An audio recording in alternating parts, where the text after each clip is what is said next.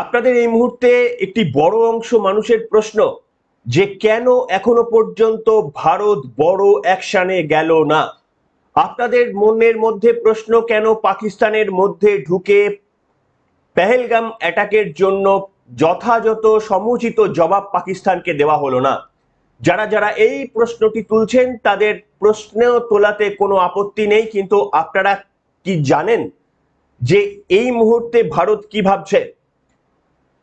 তার কারণ ভারতের প্রধানমন্ত্রী নরেন্দ্র মোদী গোটা দেশের সামনে এসে বলে দিয়েছেন যে আমরা মিলিটারিকে ফ্রি হ্যান্ড দিয়ে দিয়েছি।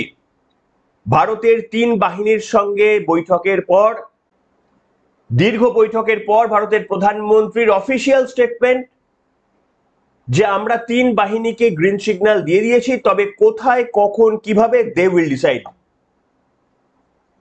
কিন্তু আপনাদের খুব স্বাভাবিকভাবেই মনের মধ্যে প্রশ্নটা উঠবে, যেহেতু 10 দিন কার্যত অতিক্রান্ত, তাহলে ভারত কবে পাকিস্তানকে সমুচিত জবাব দেবে?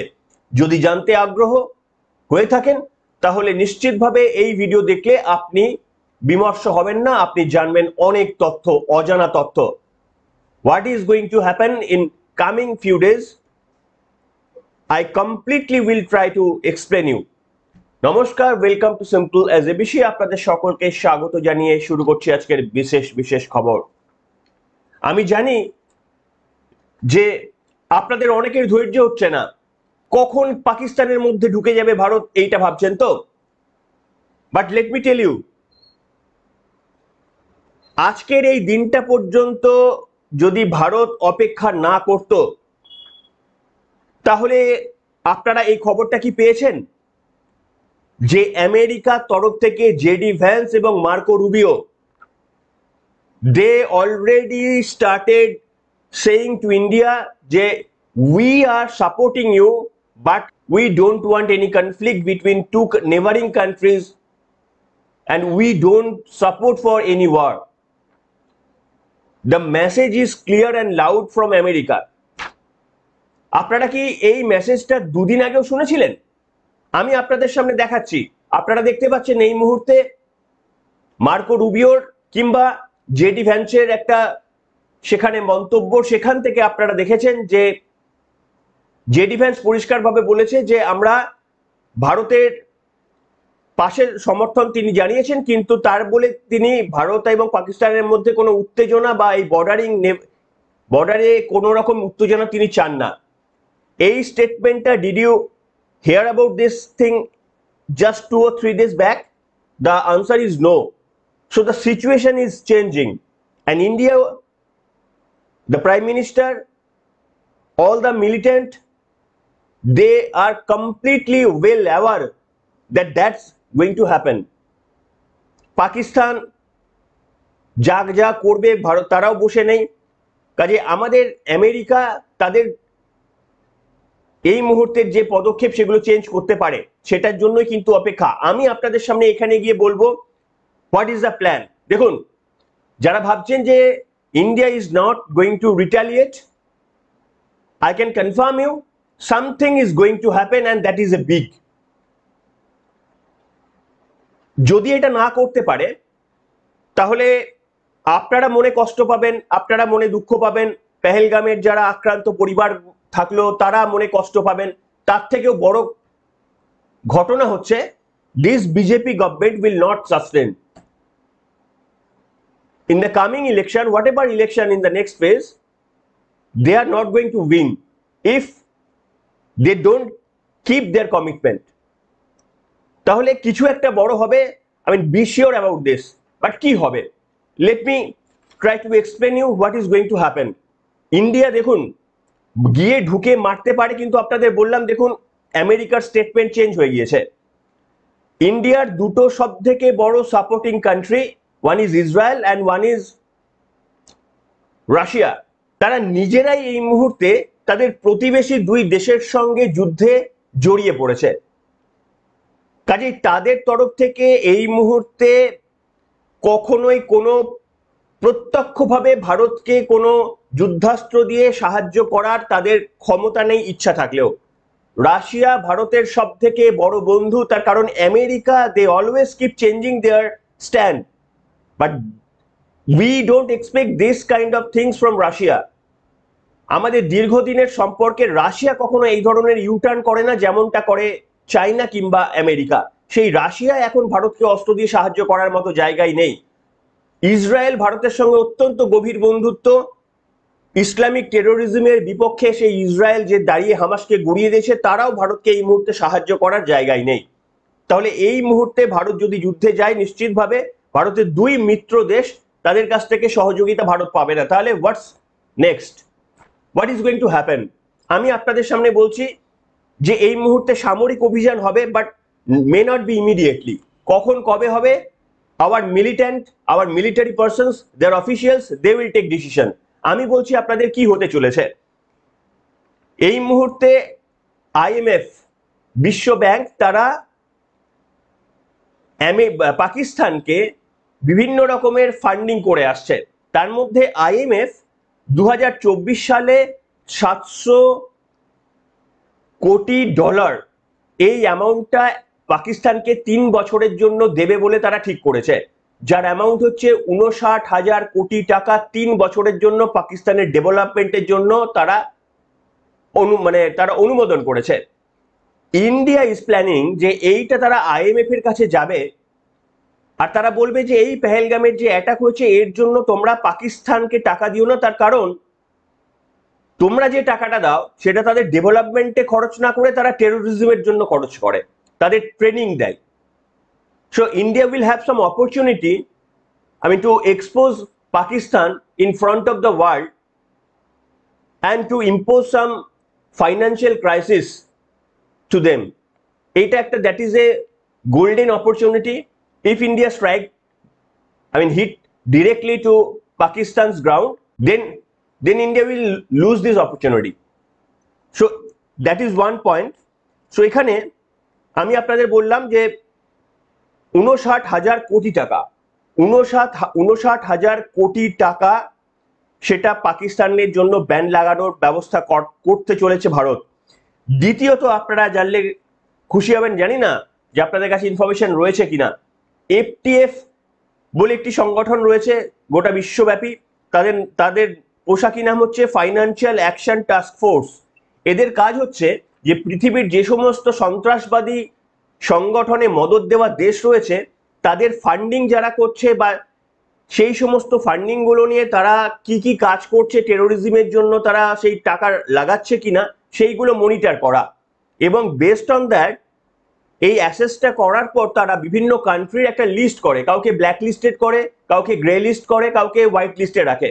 In the year of 2018 to 2022, these 4 years they completely were under gray list of that FTF.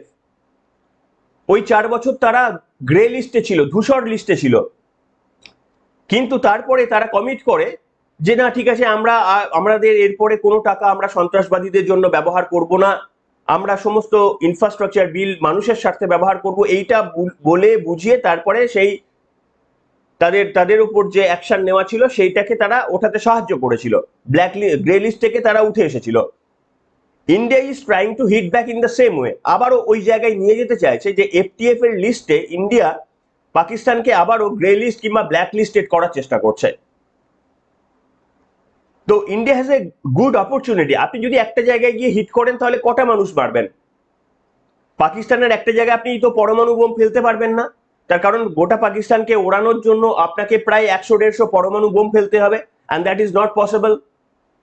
আপনি যদি 100-150 পরমাণু বোম ফেলেন, ওরা তো 2-3টে ফেলবে, তাহলে 10% of our country will be abolished. Modi government will not willing to do that, আর we are not going to support that. কিন্তু আপনি যদি একটা ছোট অস্ত্র ছোড়েন, একটা পিনাকা ছোড়েন, একটা ব্রহ্মস ছোড়েন, তাহলে কটা জায়গায় কটা ক্ষতি হবে। তারপরে they will get chance, the Pakistan government will get chance in front of the world যে how India is treating with them, and in a retaliation phase if they apply any nuclear overhead to India, the entire world will not condemn that, because every country has their তাদের প্রত্যেকের নিজেদের আত্মপক্ষ সমর্থন বা নিজেদের বাঁচানোর জন্য তাদের সকলেরই একটা নিজেরা অস্ত্র ব্যবহার করতে পারে। কাজেই সেই জায়গাটা একটা আপনাদের ভেবে দেখতে হবে।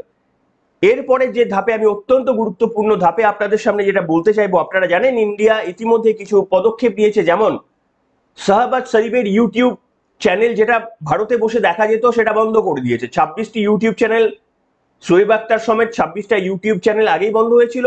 পাকিস্তানের প্রধানমন্ত্রী শাহবাজ শরীফের ইউটিউব চ্যানেল ইতিমধ্যেই বন্ধ হয়ে গিয়েছে।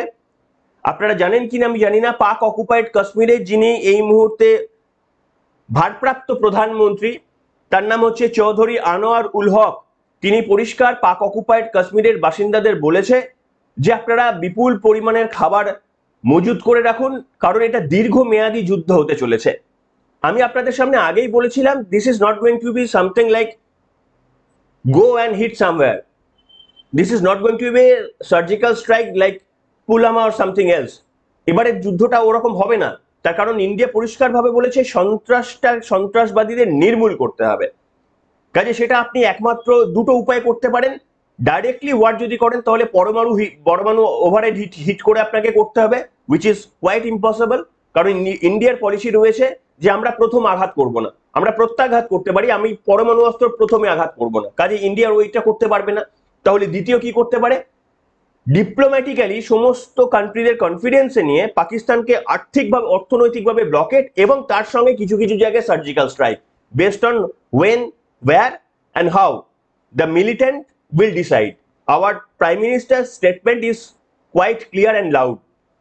এবং আপনাদের আগেই বললাম যে যারা ভাবছেন যে কিছু করলো না, যদি সত্যি ভারত কিছু না করে, Modi government will going to defeat in the next election. So এটা নরেন্দ্র মোদী থেকে ভালো কেউ জানেন না।